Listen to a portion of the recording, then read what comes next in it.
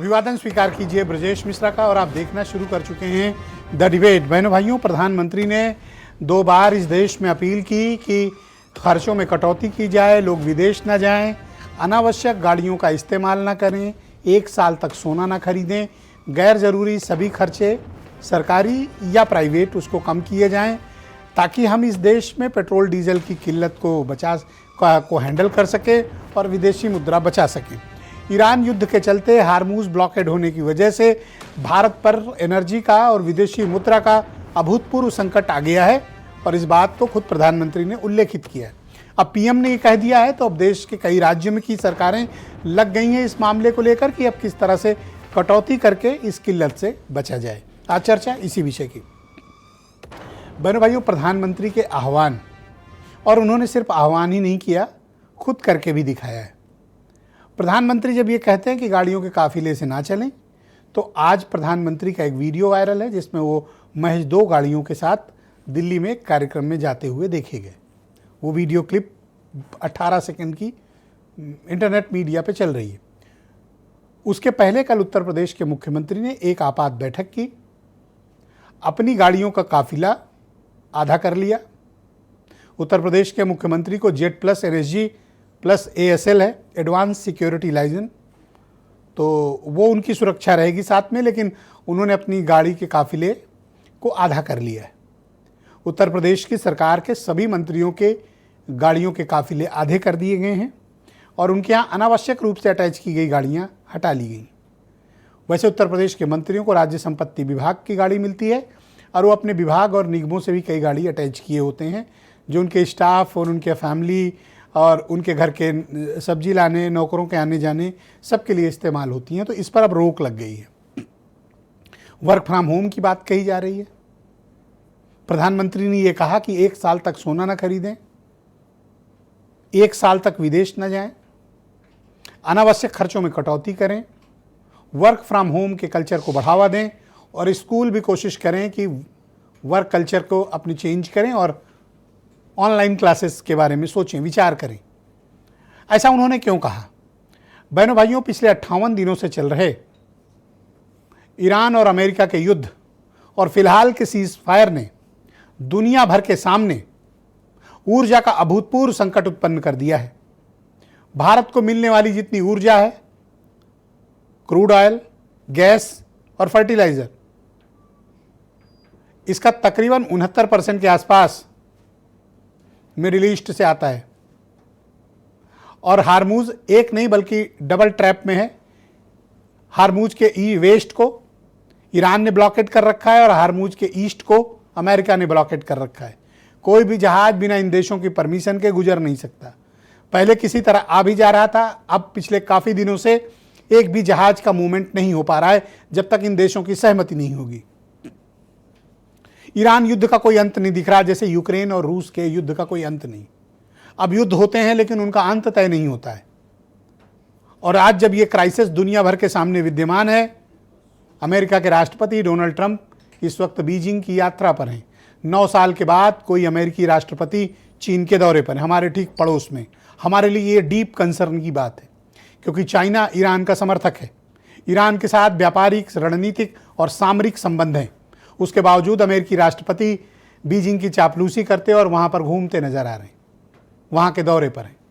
भारत को अपनी ऊर्जा ज़रूरतों और अपनी सामरिक क्षमताओं के साथ इस बदलते परिवेश में, बदलते माहौल में और इस खित्ते में यानी इस रीजन में जो तब्दीलियां आ रही हैं उसके लिए खुद को तैयार करना पड़ेगा। तैयारी का सबसे बड़ा स्रोत होता है कि अधिकांश विदेशी मुद्रा हमारे पास हो, यानी डॉलर का रिजर्व हो। भारत के पास फिलहाल $650 अरब का विदेशी मुद्रा है, लेकिन हमारी अधिकांश मुद्रा क्रूड ऑयल को परचेज करने, LPG को परचेज करने और बाहर से सोना मंगाने में खर्च हो रही है। अब प्रधानमंत्री चाहते हैं कि ऐसा ना हो और उन्होंने खुद के एग्जाम्पल के साथ शुरू किया। लेकिन बहनों भाइयों, जो प्रधानमंत्री ने किया वो सांकेतिक है। जब तक पूरे देश भर में सभी सरकारी व्यवस्थाएं, सभी संस्थानों की व्यवस्थाएं और लोगों के पास कोई बेहतर विकल्प नहीं मिलेगा, कोई भी अपने खर्चों में कटौती के लिए तैयार नहीं है। लोगों को विकल्प चाहिए। अगर आप पब्लिक ट्रांसपोर्ट की बात करते हैं तो लोगों के पास सुविधाजनक, सम्मान तरीके से आने जाने के ट्रांसपोर्ट अवेलेबल होंगे, तभी लोग अपनी गाड़ियां छोड़ेंगे। तो क्या प्रधानमंत्री की इस अपील का क्या असर है? फिलहाल तो असर सिर्फ पॉलिटिकल दिख रहा है। मंत्रियों की फ्लीट कम हो जाए, मुख्यमंत्री की कम हो जाए, मंत्रियों की कम हो जाए, गवर्नर्स की कम हो जाए, लेकिन ये इससे कोई फर्क नहीं पड़ने वाला है। फर्क तब पड़ेगा जब इसका बड़े पैमाने पर आम जनता, इंडस्ट्रीज, कारपोरेट, प्राइवेट और पब्लिक पार्टिसिपेशन होगा। तो क्या ऐसा संभव है? बहनों भाइयों, सुविधा कोई छोड़ना नहीं चाहता, न मंत्री न आम आदमी, लेकिन अभी इसमें ब्यूरोक्रेसी को तो शामिल ही नहीं किया गया। उन पर भी कोई लगाम होनी चाहिए, उन पर भी कोई बात होनी चाहिए। तो क्या ये उदाहरण प्रस्तुत करके खर्चे और कटौती को किल्लत के साथ जोड़ा गया है, और क्या ऐसा करने में हमें कामयाबी मिलेगी? हम इसके बारे में खुली चर्चा करते हैं और बात करते हैं कि जब 5 राज्यों के चुनाव हो गए तभी प्रधानमंत्री जी को ये किल्लत याद आई। युद्ध तो 2 महीने से चल रहा है, लोग इसका जवाब चाहते हैं। तो आज चर्चा इसी विषय की। आप कुछ स्टेटमेंट सुने। साथियों, भारत के पास बड़े बड़े तेल के कुएं नहीं है। पेट्रोल डीजल का संयम से इस्तेमाल करना, शहरों में जहां मेट्रो है वहां हम तय करें कि हम मेट्रो का ही उपयोग करेंगे। अगर कार में ही जाना जरूरी है तो फिर कार पूल करने का प्रयास करें। मगर सच्चाई है कि आर्थिक तूफान आने वाला है। कोविड आया था, नरेंद्र मोदी जी ने थाली बजवाई, मोबाइल फोन की लाइट दिखवाई। अब आर्थिक तूफान आ रहा है, सामने है, करोड़ों लोगों को नुकसान होगा। 50 साल से सबसे ज्यादा बेरोजगारी आज है। कहां गए नरेंद्र मोदी? कहां छुप गए हैं? अर्थव्यवस्था किसकी वजह से लड़खड़ाई है? यह अर्थव्यवस्था आज नीचे किसकी वजह से जा रही है? सत्ता में कौन लोग हैं? डॉलर क्यों नीचे जा रहा है? या क्यों ऐसी अपील करनी पड़ रही है? ये अपील नहीं है, ये पतन की अपील की है। जो लोकसभा में हारे हैं वो अपील के बाद भी हारेंगे। तो प्रधानमंत्री की चिंता यूं ही नहीं है। रुपए का पतन हो रहा है, 96 रुपए के आसपास रुपया पहुंच रहा है $1 के मुकाबले। तो जब आप विदेशी सामान खरीदते हैं, मुद्रा विनिमय होता है, तो आपके खजाने से डॉलर जाता है। तो इसलिए आपके डॉलर जा रहे हैं और आपके रुपए का अवमूल्यन हो चुका है। तो देश एक अजब परिस्थितियों की तरफ बढ़ चुका है। अब आप कुछ दिनों में पेट्रोल डीजल के बढ़े हुए दामों के लिए मानसिक रूप से तैयार रहिए। तो आज की डिबेट को आगे बढ़ाएंगे। अनिला सिंह उत्तर प्रदेश में भारतीय जनता पार्टी की प्रवक्ता हैं, कर्नल शरद शरण समाजवादी पार्टी के प्रवक्ता हैं, डॉक्टर उमाशंकर पांडे कांग्रेस कमेटी के प्रवक्ता, अनिल दुबे राष्ट्रीय लोकदल के महासचिव, हेमंत तिवारी बहुत ही जाने माने पत्रकार, और वीरेंद्र सिंह जी हमारे नेशनल हेड। आप सभी का स्वागत और धन्यवाद। अनिला जी, कार्यक्रम की शुरुआत आपसे करना चाहता हूं, और मेरा पहला प्रश्न है आपके लिए कि क्या सांकेतिक रूप से इस किल्लत से निपटने के लिए ये जो कटौतियां की गई हैं, इसका आम आदमी पर तो प्रभाव नहीं पड़ रहा है? आप मंत्रियों के, मुख्यमंत्री या पीएम अपना काफिला कम कर लें, लेकिन आम लोग अपनी सुविधाओं में कटौती क्यों करें? आप तो कह रहे थे कि भंडार भरे हुए हैं। मेरी सभी को राम राम।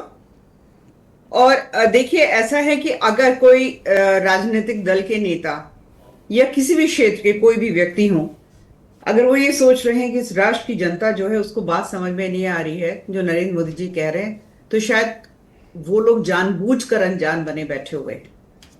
आपने अभी कहा, आप लोग तो कह रहे थे भंडार भरे हुए हैं। किस भंडार की आप बात कर रहे हैं? तेल हमारे यहाँ उसका उत्पादन होता है या हम उसको इंपोर्ट करते हैं? गोल्ड जो है उसकी माइनिंग हमारे यहाँ होती है या हम उसको इंपोर्ट करते हैं? मेजॉरिटी ऑफ एडिबल ऑयल जो उत्पादन यहाँ पे होता है या वो भी बाहर से आता है? और जो केमिकल फर्टिलाइजर है जो स्ट्रेटेजिकली सिस्टमैटिकली कांग्रेस पार्टी ने यहाँ सारे कारखाने उसके बंद करवा दिए थे, उसका रॉ प्रोडक्ट्स भी कहाँ से आता है? हमारे यहाँ प्रोड्यूस हो रहा है इस वक्त या बाहर से आ रहा है? अब हम लोग दोबारा से जो केमिकल फर्टिलाइजर्स हैं उनकी फैक्ट्री रीओपन कर रहे हैं, दोबारा उनको पैरों पे खड़ा कर रहे हैं। परंतु एक सिचुएशन है, जो वर्ल्ड की लार्जेस्ट इकोनॉमीज हैं, जो हमसे ऊपर 3 हैं, वहां की हालत देख लीजिए। क्या वहां पर इस प्रकार की जो एक हमारे राष्ट्र के प्रधानमंत्री जी ने कहा है, वहां पे भी अपील हुई है कि नहीं हुई है? हम तो पूरे विश्व की सबसे बड़ी आबादी वाले देश हैं। उसके बावजूद भी मैं कहूंगी कि जब से ये त्रैमाम शुरू हुआ है, फिर भी हम लगातार सस्टेन कर रहे हैं। वो अपील ही तो है, मत करिए। अगर आप एक जिम्मेवार नागरिक भारत के नहीं बनना चाहते हैं, आज भारत संकट की घड़ी में खड़ा हुआ है, पूरा विश्व जो एक विश्व युद्ध जैसी परिस्थिति की विभीषिका को झेल रहा है, भारत पर भी उसकी अग्नि जो है, उसकी जो हीट है वो आ रही है। तो आज अगर हमारे राष्ट्रीय प्रधानमंत्री जी कह रहे हैं कि आप लोग भी अपने अपने उस पर सहयोग करिए, क्योंकि अगर हम आजाद भारत का इतिहास भी उठाते हैं, जवाहरलाल नेहरू जी से लेकर अब तक आप देखिए, जब जब ऐसी सिचुएशंस क्रिएट हुई हैं, प्रधानमंत्री ने गुहार लगाई है और जो देश के लोग हैं उनके साथ खड़े हैं। और मैं तो कहती हूँ विपक्ष का भी ये दायित्व होता है कि जो सत्ताधारी सरकार होती है, जब राष्ट्र की बात होती है तो आप सरकार के साथ खड़े हुए। आप दो हाथ करोगे सत्ताधारी सरकार के साथ, क्योंकि आप विपक्ष में बैठे हुए हो। हाँ, अगर विदेश यात्रा की मैं बात करती हूँ तो लीडर ऑफ अपोजिशन जो है, सबसे ज्यादा अगर राजनीतिक दलों में जो सत्ता में नहीं बैठे हुए हैं और जिनको जाना मजबूरी है सरकार की वजह से, आप देख लीजिए सबसे ज्यादा राहुल गांधी जी जाते हैं। अरे कल ही मोदी जी जो है 15 तारीख से 5 दिन के यूरोप यात्रा पे जा रहे हैं, पर्सनल यात्रा पे जा रहे हैं ब्रजेश जी, पिकनिक मनाने जब जा रहे आप हैं, दूसरों मसाज को करवाने कहते हैं जा कि रहे आप विदेश न नहीं, जाएं तो आप भी कैसे न बात जाइए। नहीं, आप कैसे उदाहरण बात कर रहे हैं प्रस्तुत करें ना आप। उदाहरण का क्या मतलब है? ताला लगा दे प्रधानमंत्री ऑफिस में, प्रधानमंत्री है वो राष्ट्र के। तो क्या भारत आम के। आदमी अपने घरों में, तमाशा नहीं अपने है, संस्थानों में हॉलीडे- ताला हॉलीडे लगा मूड से दे? नहीं जा रहे हैं। हाँ, आम आदमी अपने घरों में, संस्थानों में ताला लगा किसने दे? कहा? अपील करिए ना, आप मत लगाइए ताला। आप 4 गाड़ियों से चलिए, निकलिए अपना 10 कैवलकेड लेकर, किसी ने रोका है? टनोटन सोना खरीदिए, किसी ने रोका है? अपील की गई है। और अच्छा, जिम्मेवार 2-3 चीजें नागरिक आपने जो एक्सेप्ट होगा, की। एक वो तो उसको आपने मानेगा। जिसको नहीं मानना है मत मानो भाई। आपने 3-4 चीजें इस डिबेट में एक्सेप्ट की। एक तो ये आपने कहा कि तेल यहाँ होता नहीं है, गैस होती नहीं है, उर्वरक होता नहीं है। हम सब तो मान रहे थे कि सब कुछ यहीं हो रहा है, बाहर से तो कुछ आता नहीं है, क्योंकि ये बताया गया था कि कोई संकट ही नहीं है। अचानक से आपने इतनी बड़ी डिस्कवरी कर दी कि इतना सब कुछ आता है। दूसरा, आपने ये कहा कि देश आपातकाल युद्ध की व्यवस्था से गुजर रहा है। इतनी बड़ी अलार्म तो पिछले 2 आपातकाल मैंने एक बार भी नहीं बोला है। मैंने कहा कि जो युद्ध तो की इतनी विभीषिका बड़ी है, परेशानी पूरा चल रही है, हम लोग को विश्व मालूम ही नहीं था। भारत के ऊपर भी उसकी हीट आ रही है। अब याद आया मैंने ये बात कही जब है। चुनाव खत्म हो मैं गए। लगातार जो है इसी मुद्दे पे डिबेट कर रही हूँ, राष्ट्र चैनलों पे बैठकर भी डिबेट करी। एक स्टेटमेंट मुझे रटा हुआ है, एक आंकड़ा मुझे ये रटा बात हुआ तब है। याद आई मुझे जब मालूम रहता है मैं क्या 5 बोल रही हूँ, राज्यों क्या के नहीं चुनाव बोल रही हो गए, हूँ। तब याद आया आप लोगों को। सब कुछ याद रहता है साहब। आप लोग उनमें से हैं कि अरे 2 दिन का सुकून भी क्यों दिया इस देश में रहने वाले नागरिकों को। अभी भी आप बता दीजिए, किसी चीज के दाम बढ़े हैं क्या? बढ़े हैं? आप मुझे बता दीजिए। सिलेंडर तेल के दाम बढ़ गए? अगर आप जाएंगी लेने तो इस वक्त अगर कमर्शियल सिलेंडर आप किसी रेस्टोरेंट वाले, होटल वाले से पूछें तो ब्लैक में मिल रहे हैं, वो भी 5,000 से 7,000 में। नहीं, मैं तो आम नागरिक की बात कर रही हूँ। तो आम नागरिक तो वो भी है ना। कर रही हूँ, घर में जो कंजम्पशन है उसकी बात कर रही हूँ। आम नागरिक तो वो भी है। और आप ये कहना चाहते हैं कि पूरे विश्व में बिल्कुल राम राज चल रहा है, शांति ही शांति है, अशांति केवल भारतवर्ष में। अरे पड़ोस जबकि में भारतवर्ष ट्रंप को लैंड इस कर युद्ध गया से है। कोई आप लेना लोग देना थोड़ा नहीं। पता करिए। थैंक यू, आपका शुक्रिया। चीज़? हमारे साथ नहीं, कर्नल आप शरद मुझे क्या पता करने के लिए बोल रहे हैं? मैंने कहा पड़ोस में ट्रंप लैंड कर गया है बीजिंग में, और आप मुझे बता रहे हैं पता करिए। मुझे नहीं मालूम है, जैसे कि तो आपको मालूम ही आप नहीं कि चाहते पड़ोस हैं में कि क्या चल रहा है। भारत भी जो चीन का जो ईरान का समर्थक है वो चीन में बैठा हुआ है। पाकिस्तान और श्रीलंका जैसी परिस्थिति में आ जाए भारत। बहुत शुक्रिया आपका, अगर नहीं कृपया हमारे माना साथ जाता बनी है, रहिएगा। तैयारी से हमें बैठना बहुत होगा। शुक्रिया। कर्नल शरद शरण हमारे साथ मौजूद हैं, समाजवादी पार्टी के प्रवक्ता हैं। कर्नल साहब, आपका स्वागत। तो फाइनली सरकार ने ये स्वीकारा तो है कि देश में गंभीर संकट है ऊर्जा का और विदेशी मुद्रा का। अब सरकार चाहती है कि आप लोग फॉल इन लाइन हो जाएं, जैसा वो कह रहे हैं वैसा करें। आप क्या इसके लिए तैयार हैं, जैसा अनिला सिंह आपसे चाहती हैं? ब्रजेश जी, भाषा से तो बिल्कुल मुझे विश्वास नहीं हो रहा कि इन्होंने कहीं से भी कोई चीज़ स्वीकारी है। ये कह रहे हैं कि आज देश में जो भी बदहवासी उसका जिम्मेवार विपक्ष है। कम से कम जो मॉड्यूलेशन, वॉइस मॉड्यूलेशन है प्रवक्ताओं का, उससे यही झलक रहा है कि भाजपा का हमने कोई बटुआ चुरा लिया है, कोई पैसा चुरा लिया है, कोई गाड़ी की चाबी छीन के भाग गए। आज 12 साल से देश में जिसकी सरकार है, 2014 पहले क्या बोलता था? डॉलर चढ़ता है तो भारत का इज्जत घटता है, और 50-50 रुपए में पेट्रोल देंगे। आज बोल रहे हैं कि अचानक रात में सपने में आया, बोला भारत में तेल के कुएं हैं ही नहीं। अचानक रात में सपना आया, बोला भारत में तेल के कुएं हैं ही नहीं। 12 साल लगे ये सपना आने में कि भारत में तेल के कुएं नहीं। और वो जो लोहे के गेयर बना बना करके जो शेर बनाया था मेक इन इंडिया का, वो शेर कहां है? अगर वो शेर आज दहाड़ रहा होता 10 साल के बाद, 12 साल के बाद, तो भारत की स्थिति होती नहीं। और आप लोग कहां कहां की बात करते थे, कहां कहां के धन धान्य संपदा जाने कहां कहां से दुनिया से लेकर के देश में ला रहे थे। हमको सबको लग रहा था कि 2014 के बाद हम सब अमीर ज़ादे बन जाएंगे, और आप लोगों ने क्या बना दिया? रामजादे और हरामजादे। गुजरात मॉडल और विकास का मॉडल लेके आए थे और मूल्य टाइट करने बैठ गए हो। हम कुछ भी मांगे आपका एक ही जवाब होता है, अरे वो सब छोड़ो, मूल्य टाइट है कि नहीं वो बताओ। तो मैं आपके माध्यम से जनमानस से अपील करना चाहूंगा और इस सूचना के साथ करना चाहूंगा कि इस देश में इंटायर पॉलिटिकल साइंस में एकमात्र एक नागरिक ग्रेजुएट है। बस एक बात का ध्यान रखिएगा, डिग्री मत मांग लीजिएगा, मुकदमा दायर हो जाएगा। पर आप मुझे एक बात बताएं कि अगर सरकार की ये बात तो बिल्कुल सही है कि भारत में तेल का उत्पादन बहुत कम है, हमारे पास न तो तेल है न गैस हमारे यहाँ इतनी उत्पादन होती है जितनी खपत है। हार्मूज बंद पड़ा है, सरकार क्या पीठ पर लाद के लाएगी कहीं से? मैं नहीं स्वीकार करता, जवाब ले लीजिए। ईरान ने भारत को बोला डॉलर छोड़िए, रुपए में तेल लीजिए। अमेरिकन सैंक्शन लगा था ना। ईरान ने बोला रुपए में तेल लीजिए, डॉलर छोड़िए, और उन्होंने बोला रुपए की दिक्कत है तो हमको अनाज दीजिए, हमें अनाज चाहिए, अनाज दीजिए, तेल लीजिए। किसने मना किया ईरान से तेल लेने के लिए? ट्रंप क्या हमारा सरपंच लगा है क्या? अब ट्रंप बताएगा कि हम रोटी खाएं या चावल खाएं? कौन है ट्रंप? लेकिन जानते हैं ट्रंप कौन है? वो भी बता देता हूं। अब की बार ट्रंप सरकार ऐसी नीचता की हरकत इस दुनिया में किसी भी देश की सरकार ने नहीं की होगी कि दूसरे के देश में जाके राष्ट्रपति के चुनाव में पर्चे बांट रहे हैं। थोड़ा शब्दों के चयन पे ध्यान दें। आप शब्दों के चयन पे ध्यान दें। मैं बिल्कुल स्पष्ट हूं, आप संसदीय शब्दों का इस्तेमाल बिल्कुल स्पष्ट हूं। आप विरोध करें लेकिन मैं बिल्कुल स्पष्ट हूं। इस दुनिया में किसी सरकार ने किसी दूसरे देश में जाकर के वहां चुनाव प्रचार में पर्चे नहीं बांटे होंगे। अब की बार ट्रंप सरकार तो आप पर्चे नहीं बांटे होते तो आज ये नौबत नहीं आती। अगला सवाल ये जी कि मुख्यमंत्री ने अपनी फ्लीट आधी कर ली, प्रधानमंत्री से 2 गाड़ी पे आ गए, मंत्रियों के भी कम कर दिए गए हैं। आप लोग क्या फॉल इन लाइन होंगे? आप भी क्या उसकी परिपाटी का पालन करेंगे? बहुत से आया हूं ब्रजेश जी, गलत आदमी से सवाल पूछ दिया। आपको पता है प्रधानमंत्री का थ्रेट परसेप्शन सही करने के लिए 12-14 देश की एजेंसीज लगती हैं जो ये तय करती हैं कि वर्तमान में प्रधानमंत्री को क्या क्या खतरे हैं और उनके लिए क्या क्या व्यवस्थाएं होनी चाहिए। आप सड़क खाली कराते हैं, एक 3 डंडे के स्टैंड पे कैमरा लगाते हैं, बाएं से 2 काली गाड़ी चलाना शुरू करते हैं और दाहिने से कैमरे के फ्रेम से बाहर हो जाती हैं, और उस वीडियो को पूरे देश में हर संस्थान से चलाया जाता है। और आप बताते हैं कि मोदी जी अब इन 2 गाड़ियों से चलेंगे। मूर्ख समझे हैं क्या?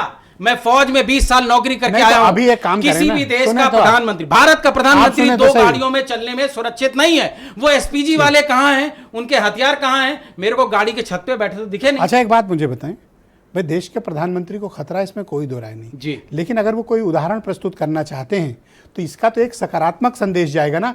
आप इतनी नकारात्मक बातें और हर बात का विरोध क्यों करना चाहते हैं? बहुत सही सवाल। मैं ये सवाल का इंतजार कर रहा था, आज की डिबेट के लिए बहुत सोच के आया था। हम लोग अंग्रेजी में थिएट्रिक्स बोलते हैं और हिंदी में फिर आप कहेंगे, भाषा पे ध्यान दीजिए, इसको नौटंकी बोलते हैं। नहीं, नौटंकी पर मुझे आपत्ति नहीं है। बिल्कुल। भारत के प्रधानमंत्री 2 काली गाड़ियों में सड़क पे सन्नाटा करा के ट्रैफिक जाम करके वीडियो बना के देश को दिखा रहे हैं। क्या देश की जनता को मूर्ख समझा हुआ है? थैंक यू सर, बहुत धन्यवाद आपका, बहुत शुक्रिया। मैं अनिल दुबे जी को इस कार्यक्रम में आमंत्रित करता हूँ। राष्ट्रीय लोकदल के जनरल सेक्रेटरी हैं दुबे जी, आपका बहुत स्वागत। तो आज प्रधानमंत्री ने और फिर उत्तर प्रदेश के मुख्यमंत्री ने एक कुछ उदाहरण प्रस्तुत किए हैं लोगों के सामने। आपको लगता है कि इसका सकारात्मक संदेश समाज में जाएगा? बिल्कुल ब्रजेश जी, सकारात्मक संदेश ही उसका जा रहा है।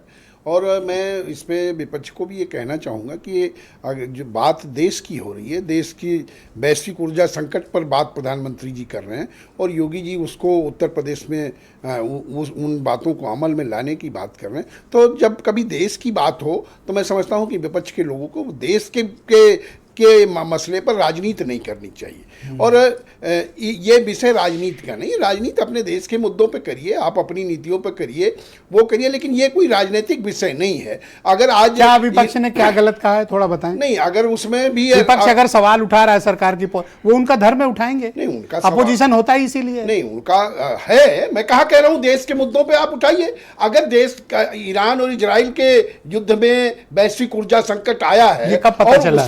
उस पर अगर प्रधानमंत्री जी ने कहा कि इस पर आप ईंधन बचाइए, डीजल बचाइए, पेट्रोल बचाइए, मितव्यता करिए, तो इसमें गलत बात क्या है? इसका सपोर्ट करने में आपको क्या दिक्कत है? एक साल विदेश न जाओ, सोना न खरीदो। नहीं, वो अपील है, आप जाओ खरीदो ना, कहा कि कोई अनिवार्यता तो इसमें विपक्ष राजनीति कहाँ कर रहा है? नहीं, आप इसमें भी क्या, अगर हम कह रहे हैं कि ये आपको कब पता चला कि ऊर्जा का इतना बड़ा संकट है? सरकार, ये सरकार का विषय है, इस देश के आप भी तो सरकार हो ना। नहीं, हम सरकार में सहयोगी हैं, लेकिन अगर प्रधानमंत्री जी ने कोई चीज कही तो सोच समझ के कही होगी। अरे मैं इस प्रथा का समर्थक हूँ, ठीक कर रहे हैं वो।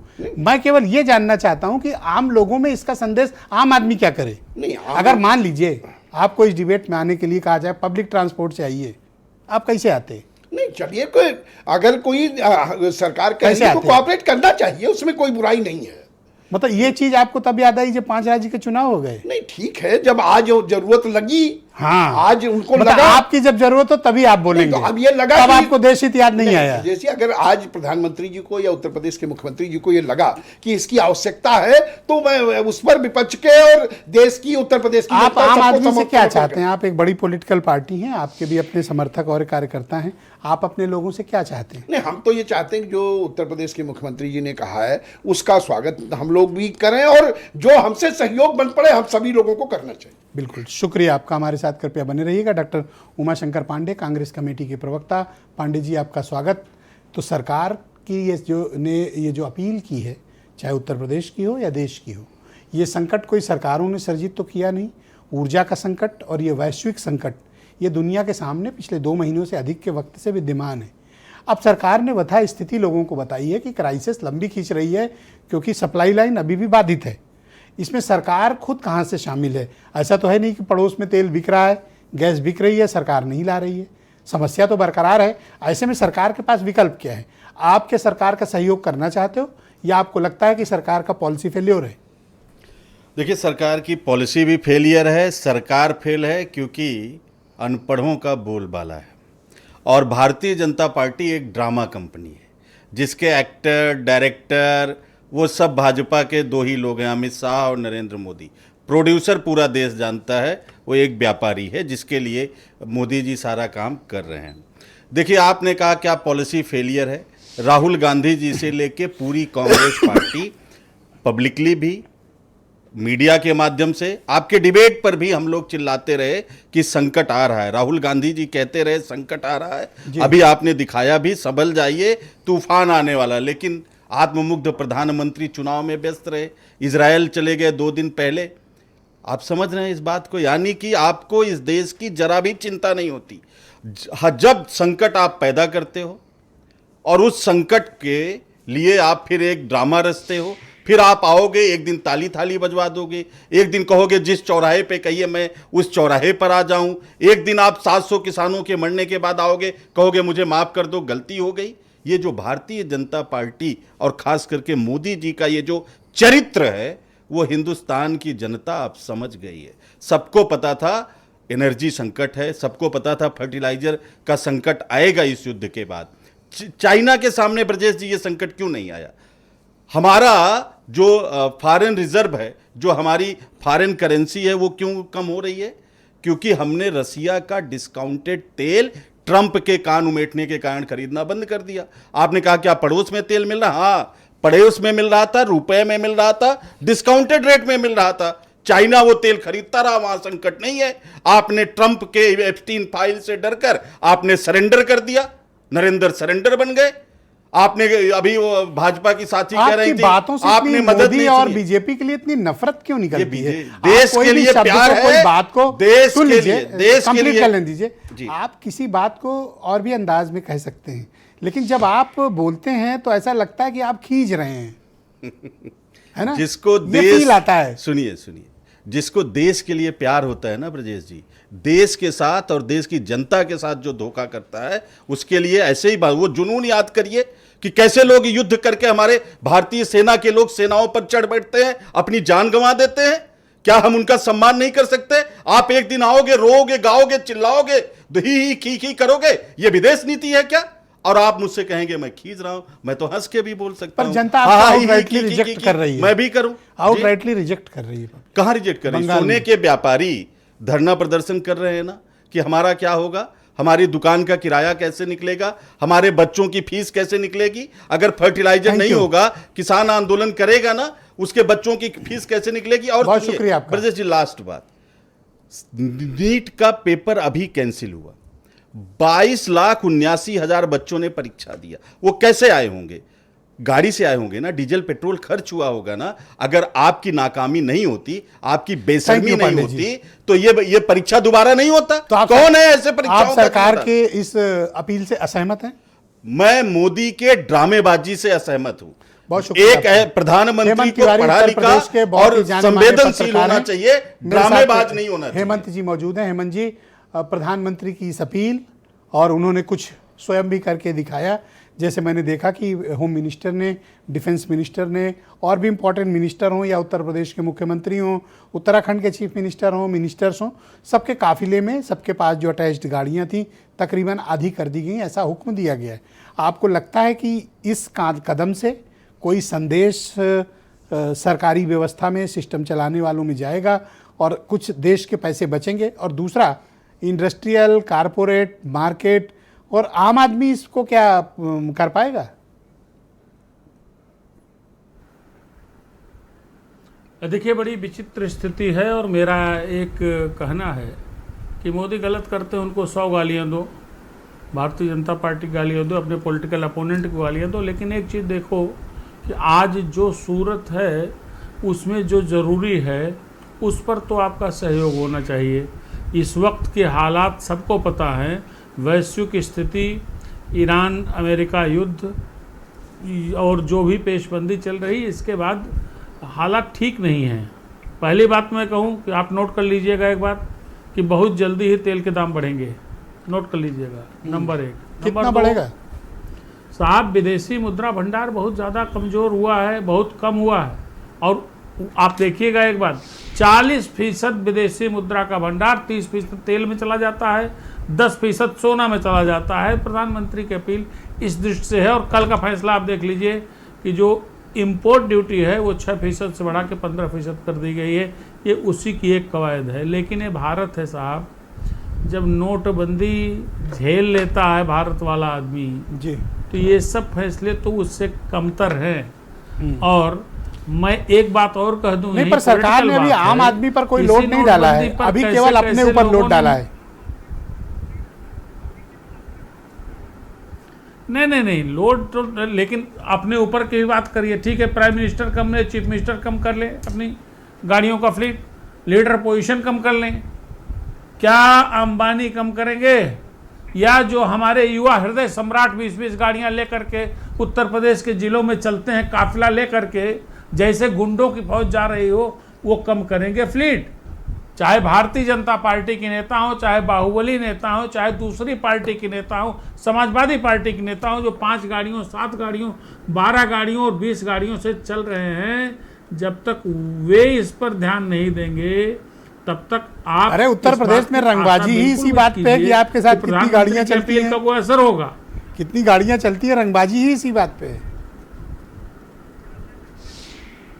भौकाल है साहब, भौकाल है। युवा हृदय सम्राट, तेजस्वी नेता, और ऐसे नेता हर पार्टियों में है। सत्तारूढ़ दल के साथ तो हमेशा ज़्यादा रहते रहे, आज भी हैं। तो जो बाकी लोग हैं, जनता से आप अपील कीजिए। जनता आपकी अपील पर तो जनता ने थालियां बजा दी थी। आपकी अपील पर जनता ने नोटबंदी के तमाम तकलीफें सह ली थी। लेकिन आपकी अपील पर क्या आपका नेता मतलब किसी पॉलिटिकल पार्टी के नेता हो, विशेषतः सत्तारूढ़ दल के नेता हो, क्या आपकी बात मानेगा? जनता तो धैर्य रख लेगी। तो एक स्वभाव काम करते हैं, कल से रियलिटी चेक शुरू कराते हैं, जरूरी है। देखते हैं कौन कितनी गाड़ियों से चलता है। एक जिलों में रियलिटी चेक करा लेते हैं। कराइए। आप जिले जिले में कराइए, आपका बहुत बड़ा पैराफर्नालिया है, हर जिले में आपका नेटवर्क है। हर ये प्रधानमंत्री करते रहे, मुख्यमंत्री करते रहे, मंत्री करते रहे, डिप्टी सीएम करते रहे, लीडर पोजीशन करते रहे। लखनऊ में आप देखेंगे गाड़ियां कम हो गई हैं, लेकिन जौनपुर से लेकर कौशाम्बी और प्रतापगढ़ से लेकर के प्रयागराज, अरे हमारा जिला बहुत छोटा सा है कौशाम्बी, चुनाव आने गरीबों गरीब पिछड़ा जिला है, आप क्यों पीछे पड़ गए? वहां क्या रखा है बेचारों के पास? हम लोग बड़े पिछड़े जिले से आते हैं, आप हमारे जिले की आलोचना नहीं कर सकते, प्रतिबंध है इस पे। मैंने अपने जिले जौनपुर का भी जिक्र कर दिया है, लेकिन एक बात जो मैंने कही, आप देखिएगा 4-6-10 दिन बाद, हफ्ते 10 दिन बाद ये जो तेल के दाम भी शायद हमको बढ़ने को देखने मिले और हमको बर्दाश्त करना पड़ेगा, मजबूरी है। आम आदमी ने इसके बारे में एक बात सही है प्रधानमंत्री ने कि एक साल तक सोना न खरीदो, एक साल तक विदेश न जाओ, एक साल तक विदेश न जाओ, सोना न खरीदो, पब्लिक ट्रांसपोर्ट का यूज करो। पब्लिक इसको किस तरह से ले रही है हेमंत जी? देखिए, पब्लिक का एक बड़ा वर्ग है जिससे नाराजगी है, इस बात को लेकर नाखुशी है, क्योंकि जब आदमी अभ्यस्त हो जाता है गाड़ी से चलने का, गाड़ियों से चलने का, काफिले में चलने का, तो जल्दी आदत नहीं छूटती है। भौकाल की आदत बड़ी खराब है। नंबर एक बात, आपने कहा जो बड़े इंडस्ट्रियलिस्ट हैं वो मिसाल पेश करें, इस वक्त आए देश का साथ दें, प्रधानमंत्री की अपील का साथ दें, अपोजिशन के लोग भी इस वक्त साथ दें। जरूरत है, ठीक है, मोदी को आप गाली देते रहिए, मोदी अगर गलत कर रहे हैं तो उसकी आलोचना कीजिए, लेकिन इस वक्त अभी आपने ही कहा, ब्रजेश जी आपने कहा कि इस वक्त हमारे विदेशी मुद्रा भंडार की स्थिति बहुत खराब है, बहुत खराब है, और 40% खाली हम इसी काम में दे देते हैं, तेल में और सोना में। तो ठीक है, 1 आध साल तक सोना कम खरीदिए, ना खरीदिए तो नहीं संभव है। शादी ब्याह होती है, रिश्ता होता है, मांगलिक कार्य होते हैं, आप न खरीदना, बस मुझे इस पैनल में सबसे ज्यादा चिंता आपकी है, आप सोना मत खरीदना। एक बात अब सुन लीजिए ध्यान से, इस पूरे पैनल में मुझसे ज्यादा गरीब कोई व्यक्ति नहीं होगा। सोना देखे जमाना हो गया, इतने साल से आप मुझे देख रहे हैं, मेरे शरीर पर आपने सोने का कोई आभूषण, अंगूठी तक अगर आपको इस बात का अफसोस है कि आपने साल भर से सोना नहीं देखा, तो दुबे जी आपको अपनी अंगूठियां अभी दिखा रहे हैं। दिखाओ दुबे जी, हाथ ऊपर करो, अरे दिखा दो, सोना देख तो लें। आप दुबे जी की अंगूठी में काहे फंसे? दो पहने, दिखा तो दो उनको, 2 मोटी अंगूठी पहने, सोना गला भी देख लो। 2 मोटी नहीं, बहुत ऐसे ही है, आर्टिफिशियल है। अच्छा, चाइनीज है। अच्छा, ये देखो सोने का माल पहने हैं, कोई बात नहीं। कितने का खरीदे हो बताओ?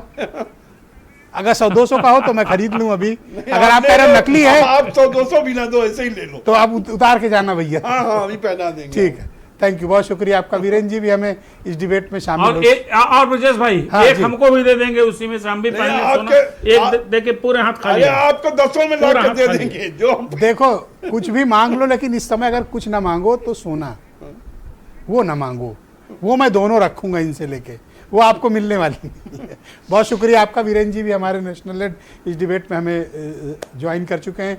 वीरेंद्र जी, आज उत्तर प्रदेश के मुख्यमंत्री ने भी अपना काफिला आधा किया, मिनिस्टर्स का भी काफिला आधा हो गया है, प्राइम मिनिस्टर ने भी अपने काफिले में गाड़ियाँ कम की, और जो अपील की प्राइम मिनिस्टर ने और ख़ुद भी कुछ करके दिखाया, इसका क्या संदेश समाज में और सत्ता में बैठे लोगों में गया? क्योंकि बहुत लोगों में बेचैनी भी होगी कि एक यही तो भौकाल बचा था, ये भी छीन लिए हो, बाकी ताकत तो अफसरों ने सीज कर रखी थी पहले से मंत्रियों की, अब गाड़ी भी सीज हो गई, बेचारे करें क्या? मुझे बड़ी तकलीफ है इनके साथ, बड़ा मतलब संवेदना है मिनिस्टर्स के साथ।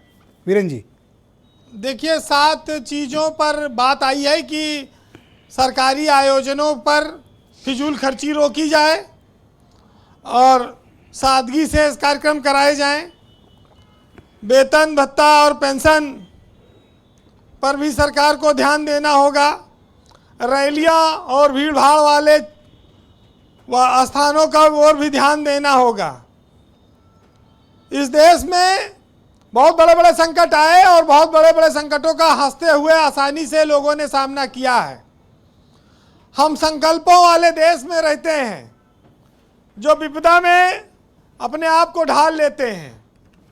और ब्रजेश जी, यहाँ पर लोग आलू खाकर भी जिंदा रह लेते हैं, पकवान की ज़रूरत नहीं है, क्योंकि कोरोना में ये चीज़ें लोगों ने देखी हैं जब देश में तेल नहीं आ पा रही है, गैस नहीं आ पा रही है, 28 मार्च से ये परिस्थितियां बनी हुई हैं, तो उसमें जो अपने संसाधन है उनसे काम चलाना होगा और उसके लिए लोग तैयार हैं। लेकिन फिजूल खर्ची जो है वो पहले मंत्रियों को, सरकारों को और अफसरों को रोकना होगा, क्योंकि गरीब आदमी इस देश में पैसे की कीमत को जानता है। वो बहुत सोच समझ कर पैसा खर्च करता है, वो पैसा बर्बाद नहीं करता है। लेकिन अमीर आदमी जो है वो फिजूल खर्ची करता है। वो गाड़ी खरीदेगा, वो सोना भी खरीदेगा, वो 5 स्टार होटल में भी जाएगा। उसको पैसा खर्च करने का बहाना चाहिए। जिनके पास है वो करें, लेकिन हमारे देश में 80% लोग खेती किसानी, मध्यम वर्ग, गरीबी, इन सब चीज़ों से जुड़े हुए हैं। समझौता उनको करना है जो लग्जरी जीवन शैली जी रहे हैं, जिनके लिए जनसंख्या कोई मायने नहीं है, जिनके लिए गरीबी कोई मायने नहीं है। जी, जनता जो सामान लेती है उसका पैसा देती है, चाहे महंगा मिले चाहे सस्ता मिले। आप इस बात को देख लीजिए, हम आप तेल भराएंगे, पैसा देंगे, मंत्री और अफसर की गाड़ी में सरकारी तेल पड़ेगा, जनता मेट्रो में चलेगी, साइकिल में चलेगी, इलेक्ट्रिक व्हीकल पर चलेगी, बिजली जलाएगी, उसका भुगतान करेगी। लेकिन जो लोग काफिलों में चलते हैं उनको इस पर ज़्यादा अमल करना होगा। भारत तब नहीं घबराया जब कोरोना में हजारों जानें चली गईं, बहुत सारे लोग मारे गए, तभी हम लोगों ने बड़ी हिम्मत से काम लिया था। और आज भी फिर उसी तरह का एक दौर देखने को मिल रहा है। फैक्ट्री बंद थी, लोग हजारों किलोमीटर पैदल चले थे, रेलगाड़ी, बस सब बंद थी, लेकिन ये देश फिर भी खड़ा रहा और फिर खड़ा रहेगा। आज कोई ऐसा बहुत बड़ी विपदा नहीं है, प्राकृतिक आपदा नहीं है, बस संभल के चलना है। तो अगर गैस नहीं मिल रही, लोगों के यहाँ नहीं मिल रही थी, तो क्या इलेक्ट्रॉनिक भट्टी और लकड़ी भट्टी और चूल्हा पे लोग नहीं गए लोग, और लोगों ने अपनाया। आज बिजली पर निर्भरता बढ़ गई है। हाँ, बिजली के बिल सरकार को कम कर देना चाहिए। जब खाना बिजली से बनेगा, गाड़ी बिजली से चलेगी, घर में उजाला बिजली से होगा, तो बिजली बिल कम कर दो थोड़ा, तो वो अच्छा हो जाएगा, क्योंकि बिजली बाहर से मंगानी नहीं है उतनी ज़्यादा। लेकिन सबसे बड़ी समस्या माफियाओं के लिए है। अगर उनकी गाड़ियां कम होंगी तो उनका भौकाल घटेगा, भौकाल घटेगा तो कमज़ोर माने जाएंगे, दूसरा उनका शिकार कर सकता है। ये थोड़ी सी समस्या वैसे है। मैं एक सुझाव दे सकता हूं इन माफियाओं को, इनको ईवी गाड़ियों से चलना चाहिए। अब ईवी गाड़ी खरीदने के लिए भी तो पैसा लगेगा, वो भी अरे फिजूल उनके खर्ची पास में आ कौन सी जाएगा। कमी है? हेमंत जी बताते हैं कि इन लोगों के पास बहुत पैसे हैं। ब्रजेश जी, जिस देश में लोगों को शादी के लिए इस समय सिलेंडर के लाले पड़ रहे हों, वो सोना कैसे खरीदेंगे? सोना छोड़ो, पहले सिलेंडर तो व्यवस्था करें। और वो गाना आया था ना कि देख तेरे संसार की हालत क्या हो गई भगवान। तो परिस्थितियां बदलती हैं इंसान को। और जब जब प्रधानमंत्री ने, मोदी जी ने इस देश में आह्वान किया, चाहे गैस की सब्सिडी छोड़ने का आह्वान किया, चाहे जीएसटी लाने का आह्वान किया, चाहे काला धन, जन धन, जिन भी योजनाओं का आह्वान किया, उनको लोगों ने साथ दिया है। जी वीरेंद्र। लेकिन ये नेता और अफसरों के जो यहाँ खर्ची, बच्चों को लाने के लिए अलग गाड़ी, मेम साहब के लिए अलग गाड़ी व्यवस्था, ये सब चीजों पर कंट्रोल करना होगा। अरे अफसरों से भी कोई पूछेगा कि इस बेचारे मंत्री ही सब कसूरवार हैं। मुझे तो दुख हो रहा है इन मंत्रियों के लिए। नहीं, मैं उन्हीं के लिए बोल रहा हूँ कि इसकी रियलिटी चेकिंग तो होगी। देखिए हेमंत जी बैठे हैं, पुराने जमाने के नेता सारे संसाधन होते हुए वे सादगी से रहते थे। गांधी जी ने चंपारण में जब वो भारत भ्रमण पर थे तो उन्होंने 2 कपड़ा उतार कर 1 कपड़ा पहन लिया और कहा कि जिस देश में लोगों के पास पहनने के लिए 1 कपड़ा भी ना हो वहाँ तन पर 2 कपड़ा रखना पाप है। वो भी उदाहरण मौजूद है। तो ये देश तमाम ऐसे महापुरुषों के आदर्शों से भरा हुआ है जो आज पेट्रोल और डीजल और गैस से घबराएगा नहीं। बस ये है कि अगर चुनौती आई है तो मिलकर निपटेंगे। जी कंक्लूड करें प्लीज। तो 4 लाइन आप सुनिएगा आज जी। कि पैसा सब कुछ होता है क्योंकि भौतिकवाद है। फिजूल खर्ची मत करो, ये समय किसी का सगा नहीं है और समय दगा देता है तो अपनी ही बचत काम आती है। बाकी सब मुंह फेर लेते हैं। जब जेब फटी हो तो सिक्कों से पहले रिश्ते गिर जाते हैं। और लक्ष्मी का निरादर मत करो, यह रूठ गई तो मनाना बड़ा कठिन हो जाएगा। मुश्किल होता है, पैसा सब कुछ नहीं है, पर आज बिना पैसे के कुछ भी नहीं है। बताओ मनाने कहाँ चलना है, हम तो तैयार हैं चलने को। अभी पैनल में भी कुछ लोग रेडी हैं मनाने के लिए। बहुत शुक्रिया वीरेंद्र जी, आपका बहुत बहुत धन्यवाद हमारे साथ ग्राउंड जीरो से अपना फीडबैक, ओपिनियन और पॉलिटिकल ऑब्जर्वेशंस हमें उपलब्ध कराने के लिए।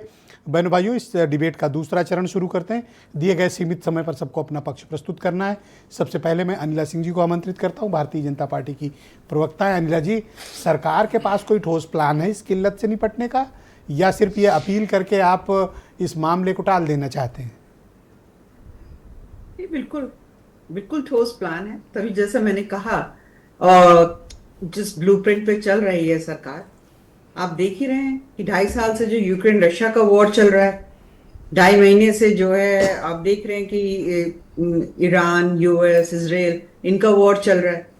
और केवल भारत ही नहीं, मेरे ख्याल से पूरा विश्व जो है इस युद्ध की जो विभीषिका है उसमें झुलस रहा है। और भारत की जो सरकार है उसके पास ब्लूप्रिंट है, उसी पे तो हम चल रहे हैं। ठीक है, विपक्ष को एक मौका मिल रहा है इस वक्त जबकि सरकार के साथ खड़ा होना चाहिए। जैसे कि भारतीय जनता पार्टी ने, इतिहास गवाह है, हमेशा जब भी इस प्रकार की परिस्थिति आई सत्ताधारी सरकार के साथ हम खड़े हुए मिले हैं, चाहे वो संघ हो, चाहे वो जनसंघ हो और चाहे भारतीय जनता पार्टी हो। परंतु आज की तारीख में विपक्ष जो है ये भूल जाता है कि मोदी का विरोध करते करते आप राष्ट्र का विरोध करने लग जाते हैं। और केवल एक ये अपील है। अपील का मतलब ये होता है कि अगर आप करेंगे तो बहुत अच्छा रहेगा। अभी आज की तारीख में अगर आप मुझसे पूछेंगे कि क्या आपके पास फॉरेन रिजर्व बिल्कुल खाली हो गए, 1991 वाली सिचुएशन हो गई है जब उस वक्त 47 टन ऑफ गोल्ड जो है गिरवी रखा गया था बैंक ऑफ इंग्लैंड में, और 27 टन ऑफ गोल्ड जो है गिरवी रखा गया था बैंक ऑफ स्विट्जरलैंड में, और उस सारे सोने को वापस लाने का काम नरेंद्र मोदी जी ने किया था। इनके समय पे जो ऑयल बॉन्ड बनाए गए थे, अब 2026 में अब उसके भुगतान का भी समय आ गया है। कितना ज्यादा कर्ज हमारे ऊपर छोड़ा गया था, यानी हमारे सरकार के ऊपर छोड़ा गया था जो पेट्रोलियम। क्या प्रधानमंत्री जी ने जो अपील की है, मुख्यमंत्री जी ने अपील की है, ये आपकी पार्टी के कार्यकर्ता, पदाधिकारी, नेताओं पे भी लागू होती है या सिर्फ सरकारी व्यवस्था पे? मुझे लगता है कि सबको, भारतीय जनता पार्टी तो करेगी ही करेगी, कार्यकर्ता तो करेगा ही करेगा उसको फॉलो। मुझे लगता है सबको करना चाहिए। आज अगर भारतीय जनता पार्टी सत्ता में नहीं भी होती, हम लोग बाहर होते, हम तभी भी जो राष्ट्र के प्रधानमंत्री कहते हम उसको फॉलो करते। बहुत शुक्रिया आपका कर्नल शरद शरण जी। क्राइसिस तो रियल है और क्राइसिस विजिबल है। ऐसे में हमें बुद्धिमानी से अपने देश के बारे में विचार करने और इस एनर्जी क्राइसिस और जो दुनिया भर का संकट है, इसके लिए आपके पास भी कुछ विकल्प होने चाहिए, सरकार के लिए कुछ सुझाव होनी चाहिए। आलोचना तो हो रही है, लेकिन आलोचना के साथ आपके पास कुछ सुझाव भी होने चाहिए। क्या मैं आपकी बात से सहमत हो जाऊं ब्रजेश जी की दुनिया में इस समय क्राइसिस है और देश में क्राइसिस? बिल्कुल हो जाइए। मैं हो जाऊं जी। जो 3 दिन पहले सोनार बांग्ला कर रहे थे तब क्यों नहीं ये सवाल उठा? 3 दिन पहले सोनार बांग्ला चल रहा था ना, अभी शपथ ग्रहण में हजारों हेलीकॉप्टर, हवाई जहाज चल रहे थे ना। मैं नहीं मान रहा हूं, क्योंकि हमारे प्रधानमंत्री मोदी जी ने कहा है कि देश पे ये विपदा 3 दिन पहले आई है। इसके पहले देश में सब कुछ सुनहरा सुनहरा था, 3 दिन में ये विपदा आई है। एक बात और कहना चाहूंगा, मोदी का विरोध राष्ट्र का विरोध, भाजपा का विरोध राष्ट्र का विरोध। हैसियत पहचानिए पहले अपनी।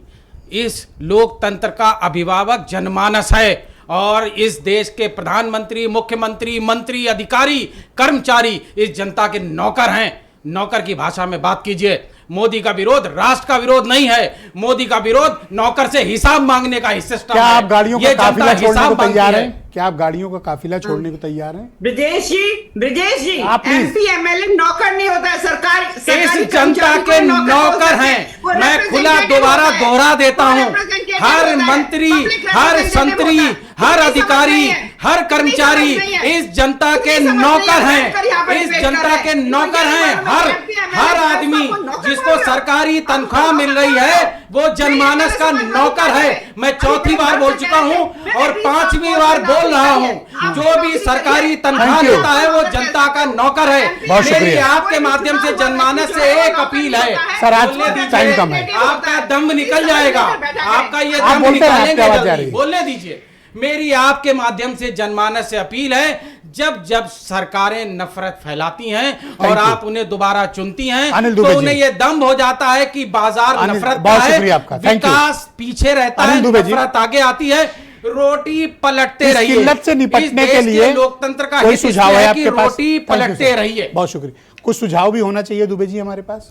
नहीं, देखिए सरकार तो भाई आलोचना के साथ हमें उन्हें सुझाना भी चाहिए कि देखो ये कर लो तो ठीक हो जाएगा। ये तो कर्नल साहब को आपको बताना चाहिए। आप ही बता दो, चलो ये नहीं बता जो पाए। है, मैंने तो पहले ही कहा कि ये बात जो अभी इनको बुरा लग रहा है, कहा कि भाई मोदी जी का विरोध करो ना, प्रधानमंत्री का विरोध मत करो ना। देश के मसले पर तो प्रधानमंत्री आप बोल रहे माफी हैं। मांगिए। नहीं, मेरा नाम लिया है। ठीक है, आप माफी आप मांगिए भारतीय जनता और पार्टी विपक्ष का को विरोध बुलाइए, करिए। ऑल पार्टी मीटिंग बुलाइए। आप- अगर मसला भाजपा का नहीं देश का है तो देश का विपक्ष ही को है। बुलाइए। आपको ये क्या देखना आपने चाहिए। विपक्ष को क्या बुला के आपको- बातचीत की नहीं, है? आपको इतना तो अगर होना देश का ज्ञान होना मसला है चाहिए। तो क्या आपने ये विपक्ष को मसला बुलाया देश का है? है। अब आप प्लीज शांत ये होइए। बात आप मेरे देश से की हो बात रही करो। है। कोई यहाँ देश की पार्टी बात है तो हमें बुलाइए। नहीं, पार्टी की बात हमसे नहीं। बात कीजिए। हाँ, जरूरत होगी तो हम आप भी वो भी है, वो भी जनता के करेंगे, आप वो भी थोड़ा करेंगे। सा सबकी आप राय आदेश करो। देते हैं। सहयोग करो। सबकी आप राय सिर्फ भी आदेश मेरे से देते बात हैं। करो। देखिए, देश और जब सर्वोपरि फंस जाते हैं तो घिघियाने देश- लगते हैं। देश कि सर्वोपरि देश है। खतरे में है, देश खतरे में। देश ओके, सर्वोपरि आप है। विपक्ष आप के पार्टी साथ का विरोध साथ करिए, बैठे हमें हैं। उससे कोई एतराज नहीं। आप थोड़ा अगर सा राष्ट्र का मुद्दा हमें है तो पार्टी के बैठाइए विरोध ना। से कोई एतराज नहीं। कल संसद लेकिन चलाइए। आप थोड़ा केवल वक्त का विरोध अभाव के लिए है। ही विरोध करना आप है। सहयोग करिए। ओके। नहीं, वो आप अपना स्वभाव you, यही पांडे बनाए जी, रहिए कि पांडे- हमें विरोधी करना है। ओके पांडे जी, आप मुझे बताइए,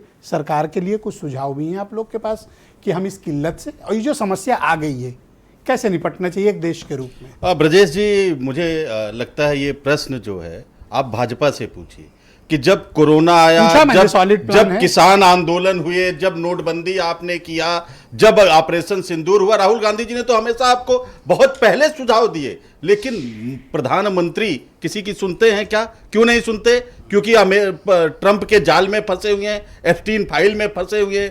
तो ट्रंप जो कहते हैं वही वो करते हैं। इससे ज्यादा शर्मनाक बात इस देश के लिए क्या होगा कि एक अमेरिका का राष्ट्रपति कहता है जब चाहूं मोदी का करियर खत्म कर दूं। क्या ये बात देश को नहीं समझ में आती है? मुझे एक बात बताइए ब्रजेश जी, बार बार ये कहा जा रहा है कि ये देश संकट से निपट लेता है। भाई, मोदी जी की मूर्खता की सजा ये देश की जनता क्यों जी, आप क्यों चैनल क्यों पर इस बैठ देश की के ये जनता व्यक्ति भुगते? प्रधानमंत्री आप कोरोना में को मूर्खता बोल रहे करते हैं हो, और आप आप अनुमति दे नोटबंदी रहे हैं। करके मूर्खता करते हो, आप ऑपरेशन सिंदूर में ये सरेंडर ये करके प्रधानमंत्री मूर्खता को करते हो। मूर्ख कह अब रहे आपके हैं जब और एनर्जी की आप बात यहाँ आई, बैठकर सुन रहे हैं। एसपीआर की बात आई, पेट्रोलियम रिजर्व की बात आई, आपने वो नहीं किया। अब आप अपनी मूर्खता, आप देश की जनता को आप लोग शब्दों का चयन ठीक से कर सकते हैं ना? जनता आपकी मूर्खता की सजा पांडे जी, क्यों भुगते? पांडे जी, मेरा सीधा हम लोग सवाल है। शब्दों का बेहतर चयन भी तो कर सकते हैं। आप मूर्खता करेंगे और देश की जनता आपकी थैंक यू, गलत बात। कितनी बार आप लोग के अंदर की जो खींच है ना, आप पॉलिटिकल डिस्कशन करने कम आते हैं, आपके अंदर की खिसियाहट दिखती है। धन्यवाद। हेमंत तिवारी जी को लाया जाए स्क्रीन पे। Okay, all right, thank you so much, बहुत शुक्रिया, धन्यवाद। हेमंत जी, मैं आपसे जानना चाहता हूँ कि देखिए कुछ फर्जी डिग्री के नेता नहीं चाहिए इस देश को। फर्जी डिग्री के नेता नहीं चाहिए। पांडे जी, हमें पांडे जी, शिक्षित और प्रोग्रेसिव नेता दोनों का बंद कर दिया जाए। पार्लियामेंट मेंबर जाए। थैंक यू, धन्यवाद। हेमंत जी को लाया जाए। ओके, धन्यवाद, थैंक यू, झुकाना सीखिए जनता। थैंक यू, धन्यवाद, धन्यवाद। ओके हेमंत जी, हमेशा सर झुकाना सर, सीखना चाहिए। आप डिबेट में कर रहे हो कि आप कर घमंड रहे में हो? मत बात ठीक मानते हैं, आप समाजवादी सड़क पे बात पार्टी कर रहे हो कि सीट दे दो, चैनल पे सीट कर दे रहे दो। हो? आप लोग को संयम बरतना चाहिए। मूर्ख आप मूर्ख कहेंगे। पांडे जी, क्या आप डिग्री है तुम्हारे पास? पांडे जी माइंड योर तुम लैंग्वेज। मूर्ख हो, तुम्हारी पार्टी मूर्ख होगी बन जाए। पांडे जी, आप कैसे व्यक्ति हो? आप कैसे? आप शांत हो जाओ, आप शांत हो जाओ। पांडे जी, आप बदतमीजी कर रहे हो। अब आप बदतमीजी, आप शांत हो जाओ। मैं कह रहा हूँ आप शांत हो जाओ। आप लगातार मैं देख रहा हूँ डिबेट में आप बदतमीजी बोल रहे हो। आप शब्दों का चयन सही करो। आप शब्दों का चयन सही करो। ओके हेमंत तिवारी जी, हेमंत जी आप मुझे बताओ। ओके अब महिला की ओके, हेमंत तिवारी जी, पांडे जी गलत बात, जो गलत है एटीएम कार्ड नहीं चलेगा। नहीं, किसी महिला के ओके, थैंक यू, धन्यवाद। ओके हेमंत जी, आप मुझे बताइए कि विकल्प क्या है हमारे पास, हमें इसको कैसे हैंडल करना चाहिए? विकल्प यह है कि अगर नरेंद्र मोदी बहुत बड़े कसूरवार हैं तो सारी पार्टियां मिल करके उनको चुनाव हरा दें और उसके बाद उनको फांसी पे चढ़ा दें अपनी सरकार बना करके। लेकिन इनकी बात को जनता इंडोर्स कहां करती है? नरेंद्र मोदी की बात को, उनके फैसलों को तो जनता इंडोर्स कर रही है। ये गंभीरता सोचना पड़ेगा। ये लड़ने से पांडे जी, पांडे का मोबाइल इनका बंद कर दो माइक। उत्तर प्रदेश में हार गए। पांडे जी, आपका माइक बंद है। आप तिवारी जी बोल रहे हैं, माइक बंद है इनका। इनका माइक बंद करिए, तिवारी जी बोले। प्रधानमंत्री जी देखिए, प्रधानमंत्री से प्रेरणा लेकर के भाजपा शासित ज्यादातर सरकारों ने कहा था कि उनके मंत्री लाल बत्ती नहीं लगाएंगे, हूटर नहीं बजाएंगे। लेकिन दुर्भाग्य है कि आप किसी मोहल्ले में रहते हो, राजधानी लखनऊ हो, चाहे आप रायपुर में हो, चाहे आप जयपुर में हो, ये पो हो जो हूटर बजते क्यों बजते हैं? मेरा मतलब है कि पहले प्रधानमंत्री से जुड़े उनके अपने लोग इसका अनुपालन करें। उसके नीचे जो पार्टी वर्कर्स हैं, पार्टी लेवल पर इसका आह्वान किया जाना चाहिए, वो अनुपालन करें। और वो जनता से जुड़े लोगों, अपने समर्थकों से भी कहें कि आप इसका पालन करिए। देश पर संकट है, देश कष्ट में है, हमारी विदेशी मुद्रा का भंडार कम हो रहा है जी। तो ऐसी सूरत में साहब, थैंक यू, धन्यवाद कि आप सहयोग करें। इस वक्त देश के लोगों को बहुत शुक्रिया, सहयोग की जरूरत है। बहुत धन्यवाद। मैं विदेश यात्रा बंद अपने करें। सभी अतिथियों का बहुत आभार प्रकट करता हूं कि आप सबने इस कार्यक्रम में अपने अपने विचार प्रस्तुत किया। और बहनों भाइयों, आप सबका बहुत शुक्रिया इस कार्यक्रम को देखने के लिए। एक छोटे से ब्रेक के बाद आपको ये खबर दिखाएंगे कि अखिलेश यादव के भाई प्रतीक यादव की आज मृत्यु हो गई। क्या कुछ पूरा घटनाक्रम हुआ, एक छोटे से ब्रेक के बाद पूरी वीडियो तस्वीरें आपके समक्ष।